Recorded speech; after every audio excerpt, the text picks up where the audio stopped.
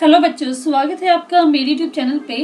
आज हम directorate of education की क्लास 6 की वर्कशीट 20 डिस्कस करेंगे, जिसका सब्जेक्ट है सोशल साइंस ओवर पास्ट 1 और डेट इस वर्कशीट की 7 दिसंबर 2020। यहाँ पर आप अपना नाम लिखेंगे बच्चों, यहाँ पर आप अपने क्लास टीचर का नाम लिखेंगे।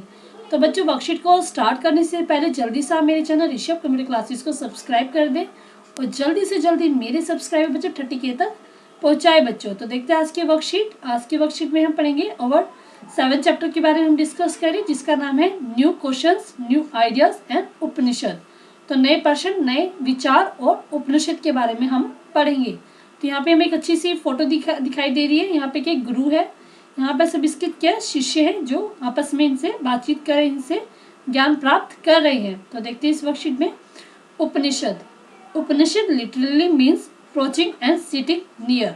तो उपनिषद का मतलब क्या होता है कि अप्रोच करना एंड सिटिंग नियर, मतलब अपने गुरु से ज्ञान लेना और उनके पास बैठना।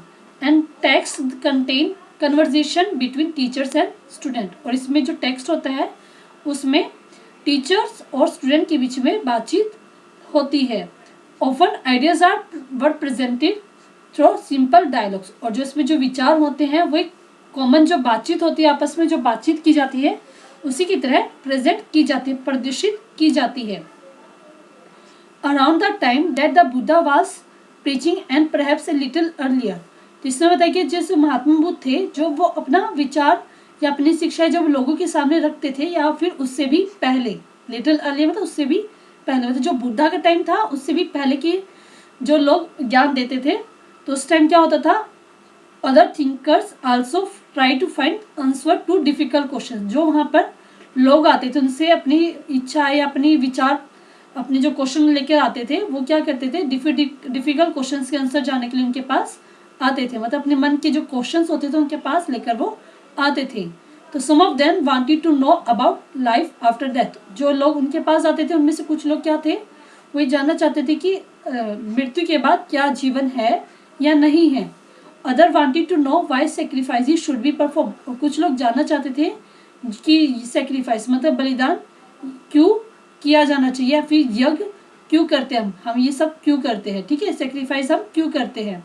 Many of this thinker felt that there was something permanent in the universe that would last even after death. और कुछ थिंकर मतलब कुछ जो ज्ञान प्राप्त करने के लिए आते थे लोग, कुछ थिंकर्स ऐसे थे वो ये जानना चाहते थे कि क्या यूनिवर्स में कुछ परमानेंट है जो उनकी मृत्यु के बाद भी बना रहता है, इवन आफ्टर डेथ मतलब जो उनकी मृत्यु के बाद भी स्थायी रूप से बना रहता है। They describe this as a atma और द इंडिविजुअल सोल। तो जो गुरु थे वो इसको कैसे दिखाते थे, उसको कैसे समझाते थे कि ये क्या है, आत्मा है और इंडिविजुअल सोल है और ब्राह्मण और द यूनिवर्सल सोल। वो कहते थे कि जो हमारी आत्मा है यही हमारी इसके रूप में वो इसको प्रदर्शित करते थे, ठीक है। और क्या, इंडिविजुअल सोल एंड द ब्राह्मण एंड द यूनिवर्सल सोल, कि ये क्या है, पूरे विश्व में एक आत्मा ही है जो हमारे शरीर में है और यही हमारी मृत्यु के बाद भी बनी रहती है। They believe that ultimately both the आत्मा एंड द ब्राह्मण वर वन। और उन्हें बताया कि जो आत्मा है और जो ब्राह्मण है वो दोनों चीज क्या है, एक ही है, ठीक है बच्चों। आगे देखते हैं। मोस्ट उपनिषदिक थिंकर्स वर मैन। जो लोग वहाँ पे विचार अपने लेके आते थे वो जनरली क्या होते थे, आदमी होते थे, मतलब पुरुष होते थे। एक्सेप्शनली ब्राह्मण है राजा, और उनमें से जो मैन आते थे वो ब्राह्मण और राजा होते थे। Occasionally there is mention of women thinker such as Gargi. और उसमें से कुछ एक वुमेन थी जिसका नाम था गार्गी। वो भी क्या थी, विचारक थी।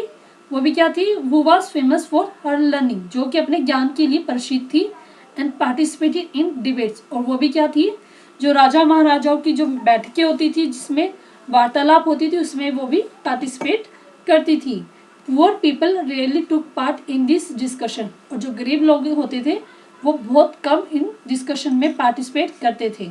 We may find some exception too. और हमें कुछ इसके एक्सेप्शन मिल सकते। एक्सेप्शन मतलब कि जो गरीब लोग हैं वो पार्टिसिपेट नहीं करते थे, लेकिन कुछ ऐसे गरीब लोग भी थे जो इन चर्चाओं में पार्टिसिपेट करते थे बच्चों, तो उसको हम बोलते हैं एक्सेप्शन, ठीक है।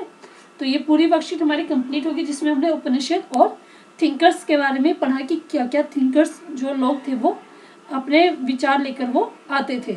तो देखते हैं फर्स्ट क्वेश्चन इस वर्कशीट का। तो फर्स्ट क्वेश्चन इस वर्कशीट का, what was the meaning of word Upanishad. Upanishad word का क्या मीनिंग है। तो फर्स्ट लाइन ही हमारी इसके बारे में थी, दिखाती हूँ आपको।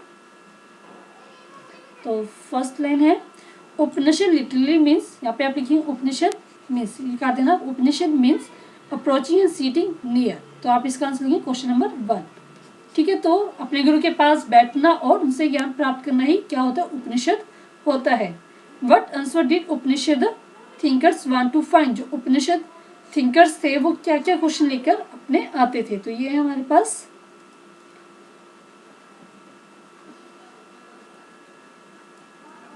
इसका आंसर होगा सम ऑफ देम। यहाँ से आप स्टार्ट करेंगे। Some of them wanted to know about life after death. कुछ लोग मृत्यु के बाद जीवन है या नहीं इसके बारे में जानना चाहते थे।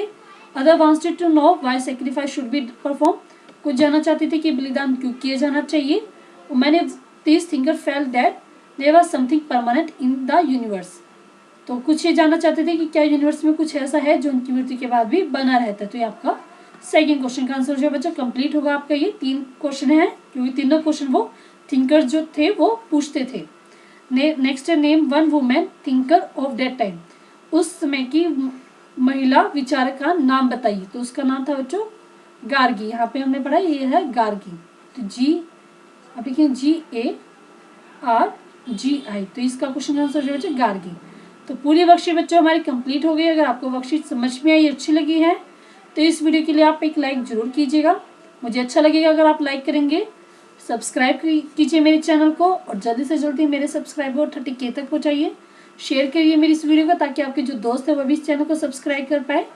और कमेंट करके बताएं कि आपको ये वीडियो कैसे लगे बच्चों। ठीक है, कोई क्वेश्चन है, कोई क्वेरी है तो आप इस कमेंट बॉक्स में आप मुझसे पूछ सकते हैं। थैंक यू बच्चों, थैंक यू वेरी मच।